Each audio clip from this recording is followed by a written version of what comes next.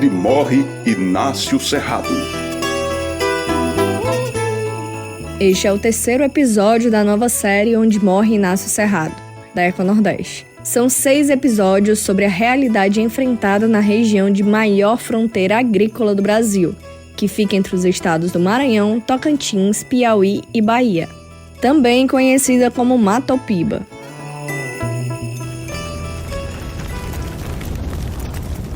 Feche os olhos, só por um instante. Imagine que você está sentindo um calor de 1000 graus Celsius. Seus membros estão queimando, sem água à vista e sem esperança de resgate. Não há esperança de fuga nem para os animais que correm até 80 km por hora, como a onça pintada. De 1º a 31 de agosto de 2024, foram identificados 6.764 focos de queimadas nos 4 estados do Matopiba. Tocantins lidera com 2.784 focos nesse período. Para você ter uma ideia, em 24 horas, contabilizadas em 8 de setembro deste ano, de 2024, o Cerrado foi o segundo bioma com mais focos de incêndio no Brasil, representando 37,8%, de acordo com o sistema BD Queimadas, do INPE, que é o Instituto Nacional de Pesquisas Espaciais. Mas vem cá, você sabe quem ou o que causa essas queimadas? Continue ouvindo e descubra. Eu sou Isabelle Fernandes e o tema do episódio de hoje é Savana Brasileira em Chamas. Você sabia que tem savana no Brasil? Aposto que quando você escutou esse nome, logo pensou em leões, girafas, não foi? Não estou falando do continente africano, mas sim do Cerrado. Esse bioma ocupa quase 2.000 km². Representa mais de 23% do território brasileiro, com diversidade de fauna e flora. Além disso, o Cerrado é um grande aliado para a população, pois contém mais de 220 plantas nativas de uso medicinal. Humberto Barbosa, coordenador do Laboratório de Análise e Processamento de Imagens de Satélite da Universidade Federal de Alagoas, explica mais sobre as causas das queimadas no Cerrado. O que é importante a gente entender hoje, como é que está essa situação das queimadas, dos incêndios florestais nos principais de todos os biomas, né, brasileiros, principalmente o bioma cerrado.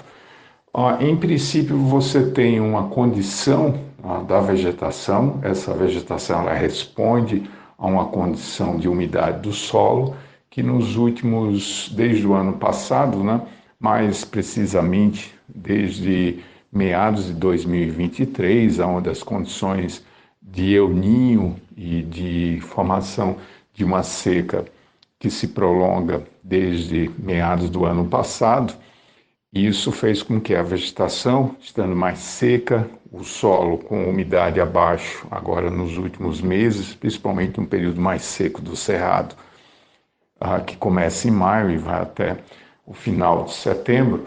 Então esse período é um período que a baixa umidade do solo, a vegetação do cerrado mais seca, é um período também em que a atmosfera apresenta uma baixa umidade relativa do ar, em torno de 7 a 15 a 20%, dependendo do dia. Altas temperaturas, né? Essas altas temperaturas também estão relacionadas com o aquecimento global, e isso também, de certa forma, coloca a atmosfera, a superfície, a vegetação e o solo. A combinação, ela deixa toda uma condição de fogo, né? Potencializa a condição de fogo.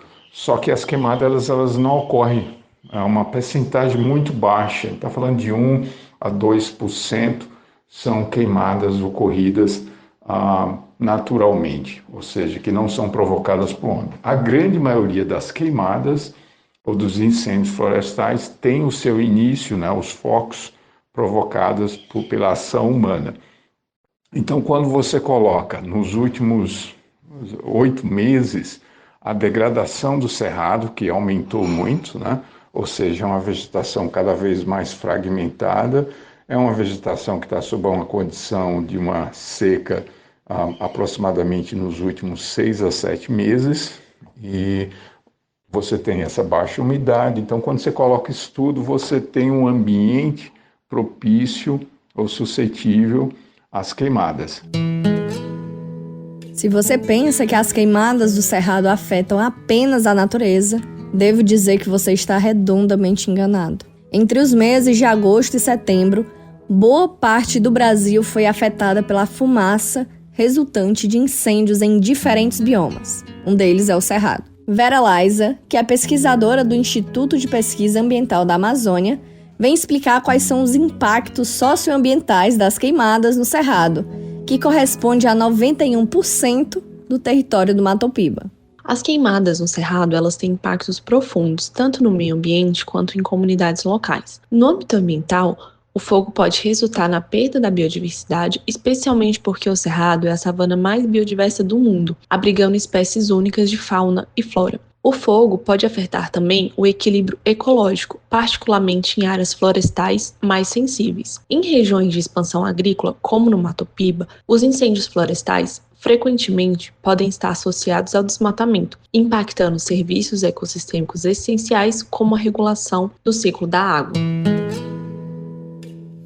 Agora que você entendeu as principais consequências das queimadas no Cerrado, que tal a gente buscar soluções? Com o nome indígena de uma coruja, o programa Suindara, que é um sistema de alertas de fogo e desmatamento, desenvolve ações para a prevenção e o combate à degradação de áreas de vegetação nativa. Esse programa faz parte do Instituto Cerrados, e o programa usa tecnologia para coletar focos de calor. Com dados disponibilizados pelo INPE e NASA, o Suindara avisa os números cadastrados e envia orientações sobre a localização do foco de calor, como a distância e a rota a ser percorrida. Yuri Salmona, que é coordenador do Instituto Cerrados, explica como o sistema funciona na prática e as melhorias identificadas após a sua implementação. O sistema Suindara é um sistema que envia alerta de focos de calor para aqueles agentes que são responsáveis pelo combate e a prevenção ao fogo, geralmente brigadistas, gestores de áreas protegidas ou lideranças de territórios tradicionais ou secretários de meio ambiente, por exemplo. O sistema Suindara, ele capta esses alertas de foco de calor por meio de dados de satélite, de uma constelação de satélites, e aí ele filtra esses dados para um território específico, da qual a pessoa é responsável por dar uma resposta ao fogo e ao desmatamento também. A gente também tem dados de desmatamento. Então ele envia o mais rápido possível esses dados com um link indicando no mapa aonde está esse foco de calor e como a pessoa deve chegar. E isso é muito importante, porque isso diminui o tempo de resposta ao fogo. Isso é muito importante porque aí você diminui a área que foi queimada e traz mais assertividade e qualidade à operação, porque diz aonde aconteceu, que horas começou, e você consegue se preparar melhor por saber no mapa como chegar lá. Além de monitorar e enviar alertas, o programa também desenvolve ações educativas ou de conscientização para prevenir as queimadas? O Instituto Cerrados, por meio do programa Suindara, não trabalha apenas com a tecnologia de envio de alertas. A gente busca trabalhar com uma série de elementos da cadeia do combate ao fogo não programado e a prevenção. Então a gente também leva equipamentos, as brigadas, leva propriamente a capacitação por meio de cursos e também a sinergia, porque são diferentes atores que estão ali agindo no combate ao fogo. E isso acaba reverberando também na educação da comunidade, né? Levando informação.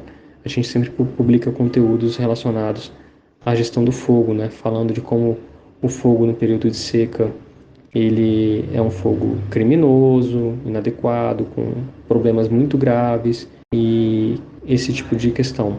E falando também do manejo integrado do fogo e de como comunidades tradicionais conseguem ter um uso do fogo que faz com que a gente não tenha incêndios florestais realmente grandes, e sim mais contidos. Este foi o terceiro episódio da série Onde Morre Nasce o Cerrado. Este episódio faz parte de uma série de podcasts ligados ao projeto Mato Piba, idealizado e executado pela Eco Nordeste, com o apoio do Instituto Clima e Sociedade. Este programa teve produção de Verônica Falcão, roteiro e locução de Isabelle Fernandes, supervisão de Maristela Crispim e edição de Kiko Gomes. Onde morre e nasce o cerrado.